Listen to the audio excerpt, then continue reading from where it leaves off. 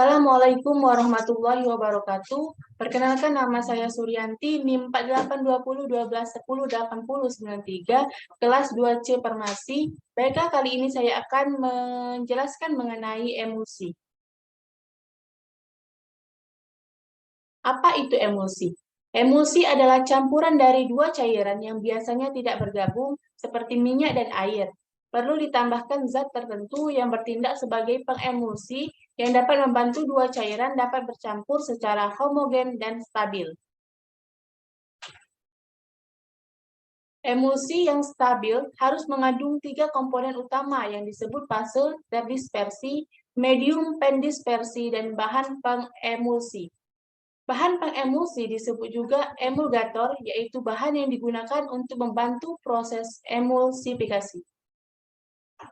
Adapun keuntungan sediaan emulsi, yang pertama sifat terapetik dan kemampuan menyebar konstituen lebih meningkat, rasa dan bau dari minyak dapat tertutup, penyerapan dan penetrasi lebih mudah dikontrol, emulsi dapat diberikan kepada pasien yang susah menelan, dan emulsi secara luas dapat diformulasikan eksternal seperti untuk lotion, krim, dan liniment.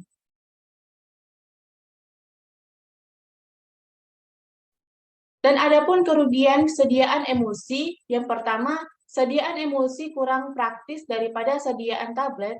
Yang kedua, sediaan emulsi mempunyai stabilitas yang rendah daripada sediaan tablet karena cairan merupakan media yang baik untuk pertumbuhan bakteri.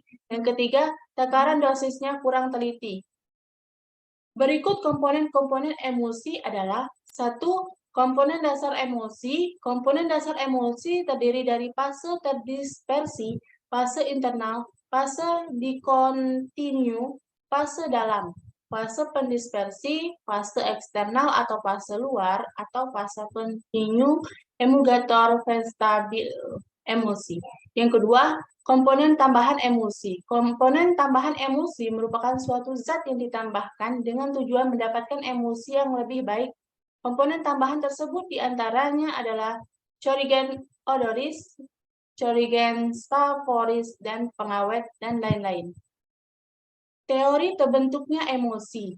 Yang pertama, teori tegangan permukaan. Teori ini mengatakan bahwa penambahan emulgator pada sediaan emulsi berfungsi menurunkan tegangan permukaan di batas antara fase pendispersi dan fase terdispersi sehingga keduanya akan mudah bercampur. Yang kedua, teori orientasi bentuk baji.